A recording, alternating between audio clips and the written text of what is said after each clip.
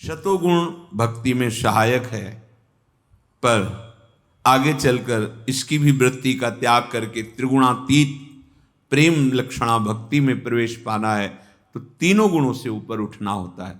इसलिए भोजन पर विशेष नजर रखी जाती है, क्योंकि आहार से ही हमारे अंतःकरण का भाव बनता है। गलत आहार तो अंतःकरण का भाव गलत, बुद्धि गलत निश्चय करेगी, मन गलत संकल्प करेगा, चित्त गलत चिंतन करेगा, अहंकार की गलत स्वीकृति होगी तो हमारा जीवन व्यर्थ चला जाएगा। आहार शुद्ध तो हमारे विचार शुद्ध, व्यवहार शुद्ध।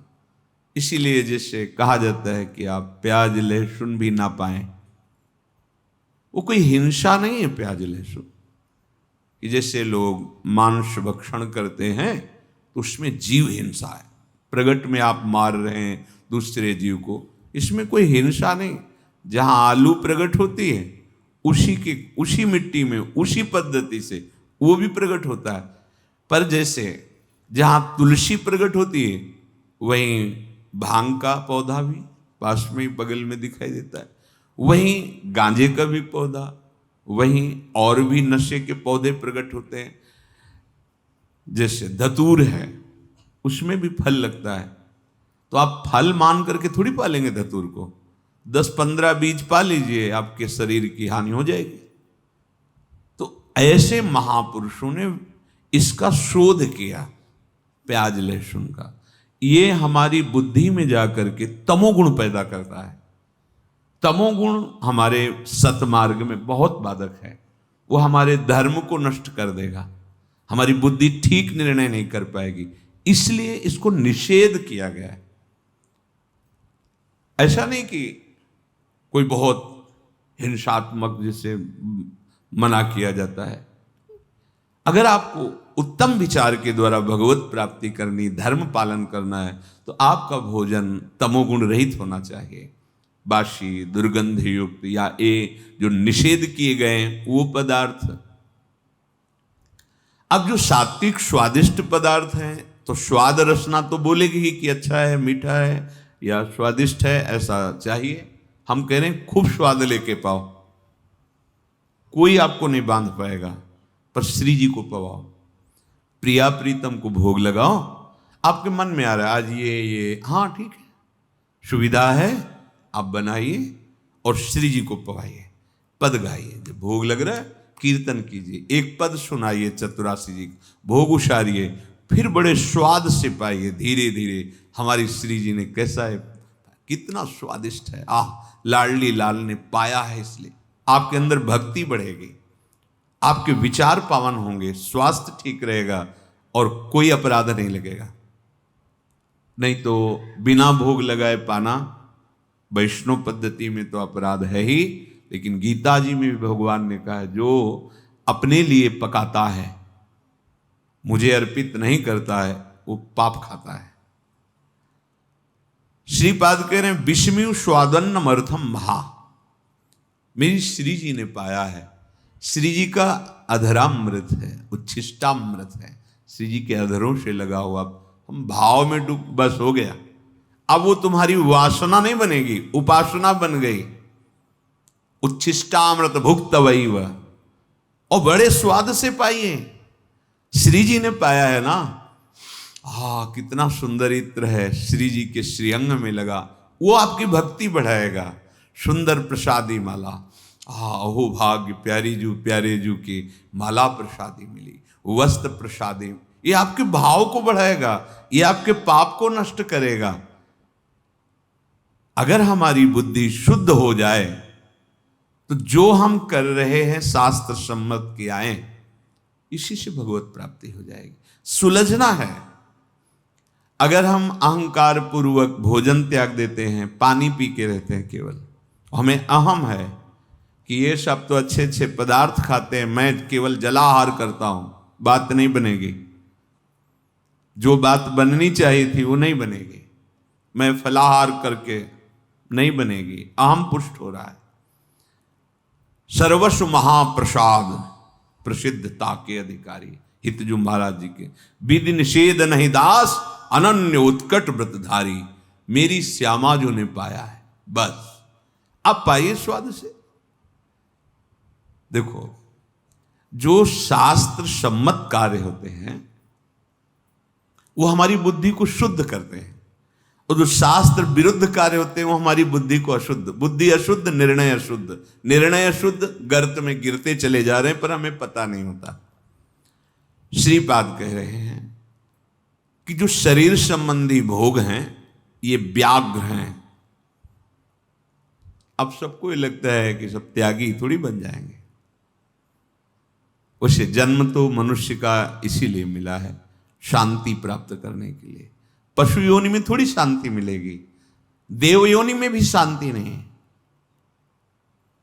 शांति तो मनुष्य जीवन में ही प्राप्त होती है। कैसे? त्यागात शांतिरंतरम। नहीं समझ में आएगा, मलिन बुद्धि है।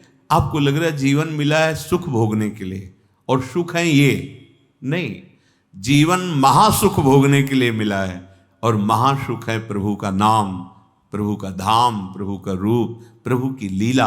आप खुद देख लीजिए, अगर इस सुख से आपकी बुद्धि ठीक हो जाती तो आप जगत में दृष्टि डाल के देखिए, बहुत ही छल कपट के द्वारा बल बुद्धि लगा करके भोगों को भोगते हैं और इतने अशांत और मलिन हो जाते हैं कि पूज्य जनों की हत्या कर देते हैं।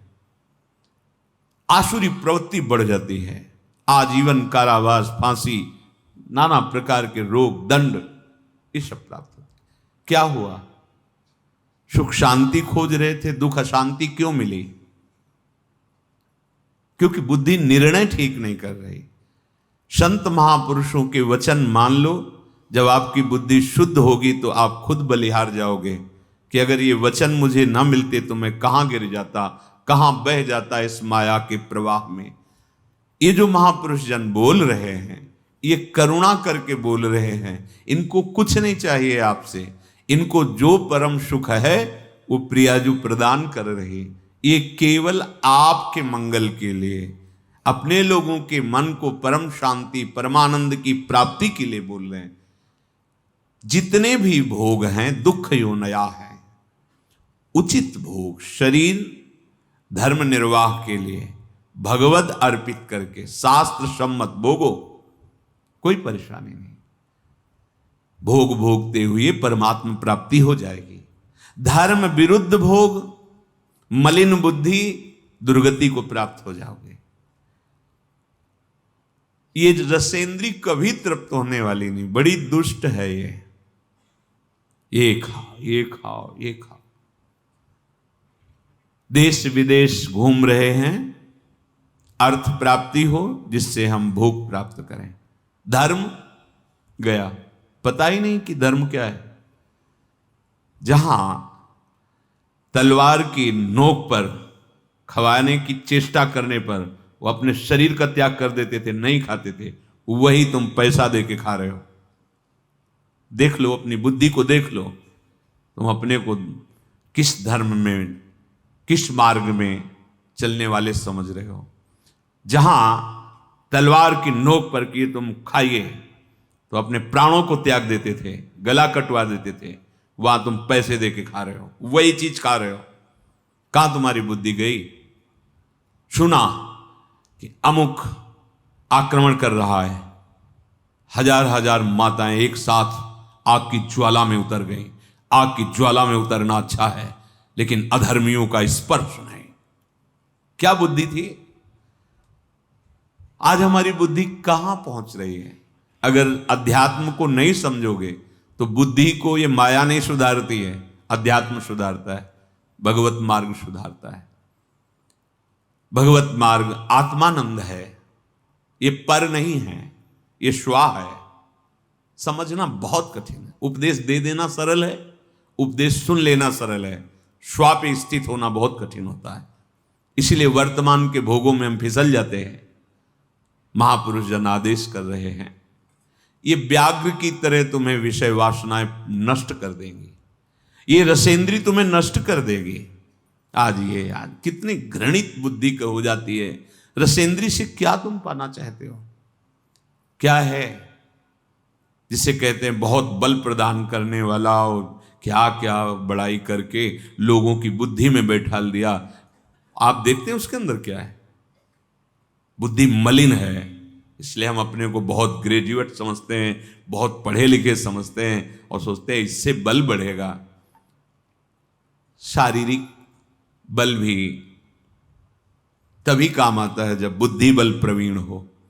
बुद्धि बल प्रवीण ना हो तो शारीरिक बल का विशेष महत्व तो नहीं होता।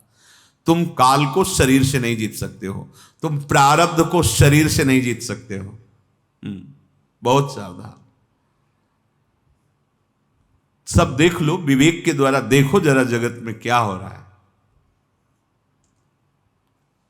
भगवान नाम, भगवत चरण आश्रित बुद्धि इस जगत में भी आनंद प्राप्त करके और परमानंद में जाती है। मान लीजिए कितनी घृणित बुद्धि हो रही है। भला किसी दूसरे के शरीर को काट कर खाने से तुम्हें सुख मिलेगा? तुम स्वस्थ रहोगे, तुम चिंता रहित हो जाओगे, शोक रहित हो जाओगे। विषमियो स्वादन्नमर्थम, जिंदा पशु को ऐसे बांध के नीचे से आग लगाए। एक एक सेकंड का हिसाब होगा आपका, एक एक सेकंड का। कैसे? बस में बैठे जा रहे हैं, बारात में सब मस्त है, अचानक आग लग गई, सब भून गए, जल गए पूरे। एक्सीडेंट हुआ, मर गए। ये हो, पूरी बस खाई में गिरी, सब नीचे। जा रहे हैं दर्शन करने, पैर फिसला, गिर गए, ये हुआ, टूट गया। वो दोष देंगे भगवान का। आज तुम सत्कर्म की तरफ कदम बढ़ा रहे हो, लेकिन तुमने क्या क्या कर्म किए। तुम्हें कभी होश आ रहा है उसमें परमात्मा है, उसमें जीव जो कहा गया है, जो तड़प रहा है, उसे तुम धीमी धीमी आग में भूंज रहे हो। ये ब्याज सहित मिलेगा, चिंता मत करो। जब ब्याज सहित मिलेगा उस समय तुम सुधर गए हो, मान लो। भले किसी भी यश में, किसी भी स्थिति में जब ब्याज सहित वो मिलेगा तब ये होगा भगवान बड़ा बुरा करते हैं, देखो हमने क्या बुरा किया था या इसने क्या बुरा किया था। लेकिन तुम त्रिकालज्ञ तो हो नहीं कि तुम पूरे बहुत होश में जो कह रहे हैं, होश में हो जाओ। खेती है, जो बोओगे वही काटोगे। एक दाना 100 दाना देता है। एक तुम्हारा कर्म जो 1 मिनट दूसरे को कष्ट दिया, वो 100 मिनट तुम्हें कष्ट देगा। पर यह होता है कि जब मिलता है तब सबको दिखाई नहीं देता है। जब दंड मिलता है ना भाई, अगर ऐसा कुछ विधान होता कि उसने गाली दी, तुरंत 4 थप्पड़ पड़ गए किसी ने, तो हुआ, हिसाब हो गया। ऐसा तो नहीं है। मुकदमा चलता है वर्षों, फिर कहीं उसे दंड का विधान होता है, तब तक कोई जानता नहीं। यहां की भी बात ऐसे ही हमारे भगवान का हिसाब है। स्वादन अनर्थम, ये विष के समान है। अगर सेंद्री की केवल वृत्ति पूर्ण करने के लिए जीवों की हत्या, ये सब मान जाइए, हाथ जोड़कर प्रार्थना करते हैं, आप हमारी आत्मा है, आप हमारे हैं। अगर किसी को भी तुम कष्ट देने की बात सोचोगे तो वो तुमको हिसाब भोगना पड़ेगा, चाहे आगे कुछ भी बन जाओ। तुम बैरागी बन जाओ, विरक्त बन जाओ, कुछ भी बन जाओ, वो ब्याज से तुम्हें भोगना पड़ेगा। हां, या तो इस कोटि की स्थिति हो गई है तो शरीर में दंड है, पर आपको अनुभव में नहीं आएगा। वजन की आएगा, शरीर में आएगा। एक तितली की गुदा में कांटा डाल के छोड़ दिया तो मांडव्य ऋषि की गुदा में सूली काट दी गई, निकाली नहीं गई। अवश्य में भोक्तव्यम, श्री भगवान के वचन, अवश्य में भोक्तव्यम कृतम कर्म शुभाशुभम। नहीं भाई, तुम्हें देख रहा है शास्त्र शीर्षा पुरखा सहस्राक्षा सहस्त्रपात, वो हजारों नेत्रों से तुम्हें देख रहा है। किसी के साक्षी देने की जरूरत नहीं, वो देख रहा है। इसलिए विषमी स्वादन्नमर्थम महा क्यों कहा जाता है भगवान को अर्पित करो। तुम्हारी हिम्मत नहीं पड़ेगी अवक्ष पदार्थ भगवान के सामने रखने की, वही सात्विक पदार्थ ही भगवान को भोग लगाओगे तो भगवत अर्पित समस्त दुखों का नाश करने वाला बन जाएगा। स्वाद भी मिलेगा, स्वास्थ्य भी बनेगा, पुण्य भी बनेगा, पाप भी नष्ट होंगे। लाभ ही लाभ हो गया। जब आप रसोई बनाए, भोग लगाए और आप ही पाए तो इसमें कितना लाभ हो गया। आपका भजन बन गया जब से रसोई शुरू की, भोग अर्पित किया, भगवान की प्रसन्नता मिली, प्रसाद पाए, सात्विक, स्वास्थ्यवर्धक, दुख नाशक, पाप नाशक, प्रसादे सर्व दुखानाम हानिरस्योपजायते। वो भगवत कृपा प्रसाद समस्त दुखों की हानि कर देगा, नाश कर देगा। समझ में नहीं आता। यही समझाने के लिए सत्संग, भगवत प्रेमी महात्मा जन विविध रूपों में, विविध भावों में इस जगत को अमृत पान कराते हैं। नर्थ प्राय मशाधु लोक मिलनम सर्वार्थ विभ्रंशवत। ये धन की प्रधानता बुद्धि में हो जाने से अनर्थ जागृत हो जाता है। जिसे हम अर्थ कहते हैं उसे धर्म से सीमित किया गया है। धर्म, फिर अर्थ, फिर काम, फिर मोक्ष। काम को मोक्ष के समीप रखा गया है, अर्थ को धर्म के समीप रखा गया है।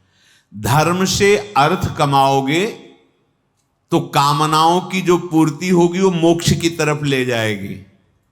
अधर्म से अर्थ कमाओगे तो राक्षसी भाव जागृत हो जाएगा और तुम्हारी दुर्गति हो जाएगी। जैसे हमें प्रगट में दिखाई देता है कि 1 लाख रुपया का जरा छल कपट किया, 1 लाख मार दिए, ठीक है, तुमने तो ऐसा कर दिया, तुम्हें बड़ा सुख लग रहा है। अब वो 1 लाख जब तुम्हें मारेंगे बहुत सह नहीं पाओगे। ऐसी प्रिय जगह चोट पहुंचाएंगे जहां मरोगे भी नहीं और तड़पोगे। हमारी बात तक पहुंच जाओ जो हम कह रहे हैं। तुम्हें लग रहा है कि हम दूसरे को छल कपट हिंसा आदि करके धन कमा लिया, तो तुम किसको सुख देना चाहते हो? शरीर को और शरीर के प्रियजनों को। वो ऐसी जगह चोट पहुंचाएगा जहां तुम अधिक प्यार करते हो कि पूरे जीवन आह बोलते रहो, कोई दवा उसकी नहीं मिलेगी। तुम्हारा प्रियजन का बिछोह, प्रियजन का तड़पना और तुम्हें उसकी याद में, तुम्हें उसके दुख में दुखी होकर जीवन भर भोगना।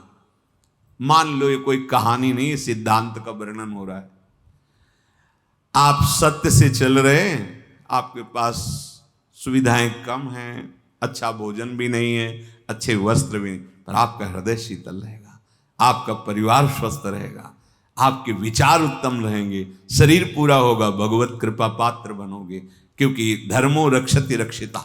जब तुम धर्म से चलोगे तो धर्म तुम्हारी रक्षा कर लेगा, लोक और परलोक सब जगह। इसलिए धन को प्रधान रख करके कोई कार्य न करे, धर्म पर दृष्टि रखकर धन कमाए। पर आज हमारी बुद्धि ठीक ना होने के कारण ये निर्णय नहीं कर पाती। आगे कह रहे हैं असाधु लोक मिलनम सर्वार्थ विभ्रंशवत। असाधु लोगों का संग तुम्हारे पुरुषार्थ को नष्ट कर देगा। बड़ी कृपा हुई जो भगवत मार्ग मिला है। अब असाधु का संग, बाहर से असाधु बनकर अगर आपके पास कोई आएगा तो आप संग ही नहीं करोगे, क्योंकि इतना तो है ही ना।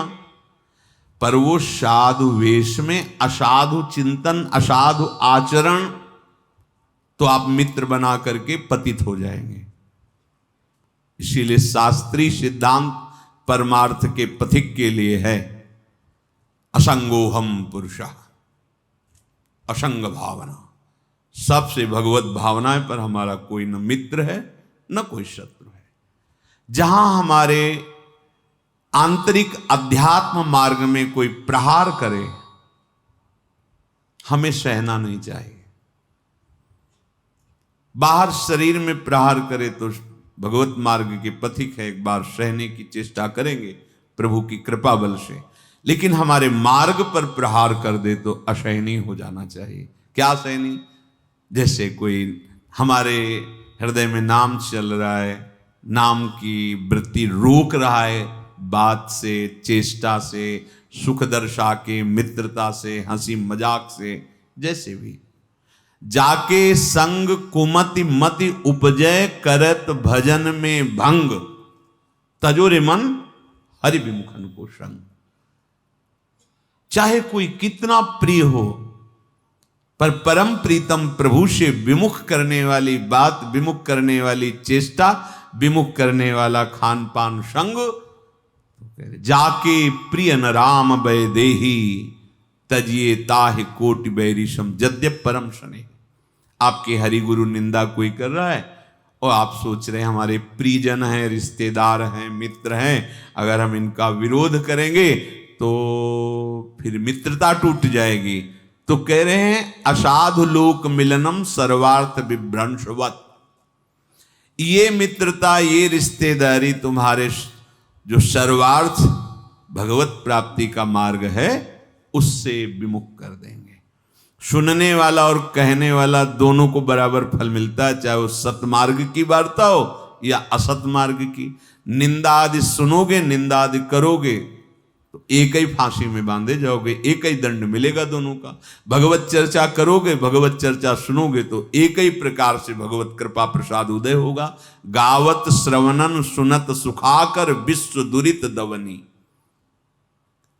किंचिन मात्र परिग्रहम ग्रहमिव स्वात्मेंद्रियम शत्रुवत। भाई तुम्हारे पास जो कुछ भी मिला है वो उद्धार करने के लिए मिली सामग्री है। घर, मकान, रुपया, पैसा, पत्नी, पुत्र, बुद्धि, सब केवल भगवत प्राप्ति के लिए मिला है। पुत्र संतान आदि उत्पन्न हो रही, भगवत प्रसन्नता का कार्य, सृष्टि का कार्य। अर्थ आदि हमारे पास है, परिवार को सुख पहुंचा रहे, समाज को सुख पहुंचा रहे, आए हुए अतिथि को सुख पहुंचा रहे। घर मकान है, मेरे ठाकुर जी का दिया हुआ है। अपने प्रभु को घर का मालिक मान करके सेवक भावना से नाथ सकल संपदा तुम्हारी, मैं सेवक समेत सुतनारी। बढ़िया आनंदमय जीवन ये भी और परलोक भी बनेगा। यदि आपने ये मेरी वस्तु है, मेरा अधिकार है, तो कह रहे हैं ये बात तुम्हारे आत्मस्वरूप को ढक देगी, परमार्थ से विमुख हो जाओगे। बस समझो ना, हमारा घर है, अभी प्राण निकल जा, क्या है तुम्हारा? बस केवल सोच तुम्हारी है, तुम्हारा कुछ नहीं है। इसके पहले कितने लोग इसको मैं करके चले गए और कितने मैं करेंगे आगे। तो वर्तमान में तुम तो समझ जाओ कि ये मैं मेरा नहीं है, ये सब कुछ प्रभु का है। कुछ समय के लिए तुम्हें वास मिला है, और वास मिला है भगवत प्राप्ति के लिए। साथी मिले, पति पुत्र पत्नी, जो भी ये संबंध है, ये सब भगवत सेवा संपादन के लिए। समझ नहीं आ रही, भोक्ता बनकर, कर्ता बनकर, मालिक बनकर, स्वामी बनकर दुर्गति को प्राप्त हो जाते हैं। स्वामी प्रभु है। बड़े बड़े महापुरुषों ने गृहस्थी में रहकर स्थिति प्राप्त की है, बड़ी ज्ञान की, भक्ति की ऊंची स्थिति प्राप्त की। ऐसा नहीं कि गृहस्थी धर्म में चलने से अध्यात्म मार्ग नहीं चल पाया जाता, ऐसा बिल्कुल भ्रम है आपको। किंचन मात्र परिग्रहम ग्रहमिव स्वात्मेंद्रियम शत्रुवत। कुछ भी अपना नहीं है प्रभु के सिवा, ये बात मानना है आपको अंदर से। सब कुछ प्रभु का है। आपको जितनी अधिकार सेवा दी गई तो सेवा दी गई। ये मकान, इतने लोग, इतना खान पान, इतनी खेती, इतना व्यापार, इसको आप सेवा दी गई। ईमानदारी से सेवा निर्वाह करो, नाम जप करो, भगवत प्राप्ति हो जाएगी उसी से। अगर आप एक भी वस्तु को अपना मानते हैं तो बाधा पहुंच जाएगी।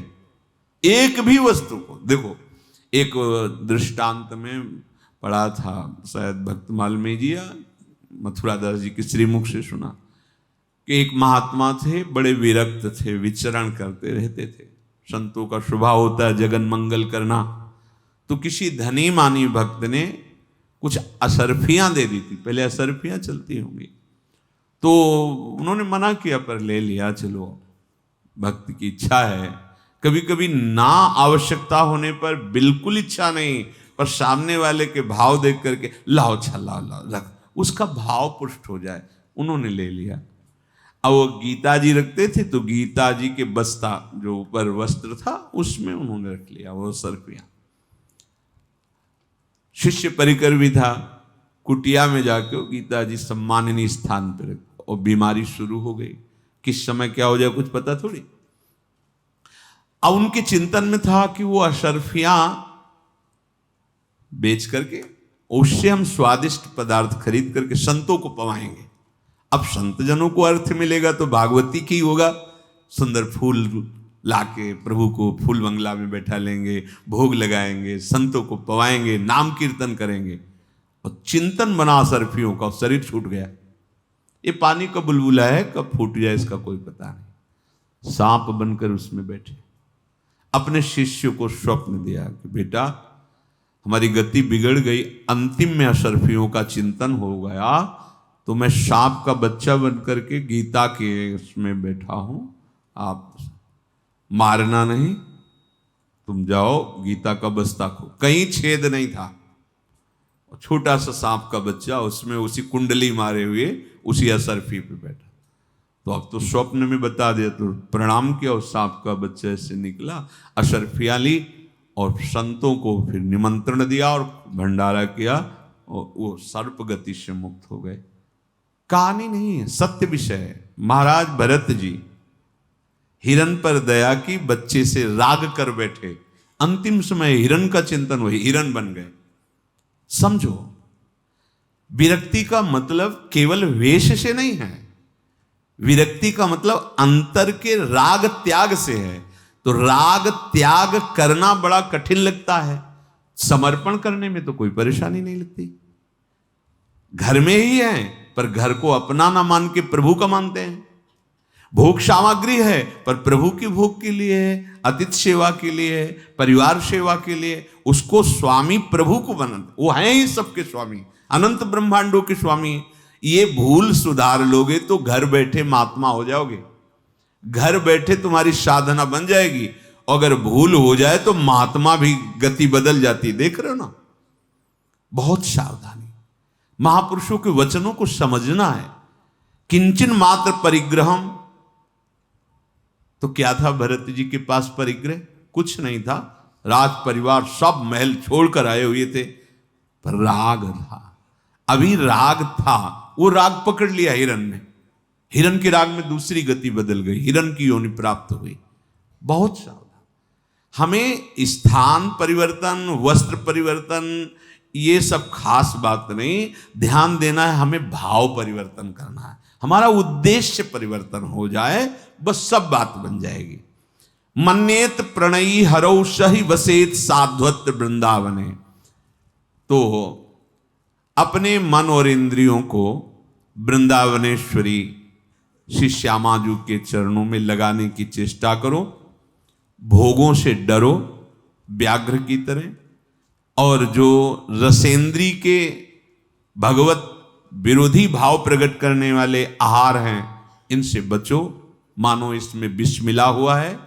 और अर्थ धर्म के द्वारा कमा करके अपने परिवार का, अपने रिश्ते नातों का, अतिथियों का, जो असहाय असमर्थ, उनकी सेवा करो। जो तुम्हारे भाव को बिगाड़ दे, चाहे रिश्ते नातेदार, चाहे प्रियजन, कोई भी हो, उसके संग से बिलक बचो, क्योंकि भगवत भाव बहुत कीमती वस्तु है। अगर ये बिगड़ गया तो कुछ हाथ में नहीं रह गया। भाव ही सब कुछ है। भाव प्रकट हो गया तो खंभे से भगवान प्रकट हो गए, भाव प्रकट हो गया तो कुत्ते में से भगवान प्रकट। भाव बहुत कीमती वस्तु है। किंचन मात्र भी कुछ भी अपना ना मानकर अपने प्रभु का मानो, और निरंतर नाम रटन करते हुए धाम आश्रित धाम वास करो, परम मंगल हो जाए।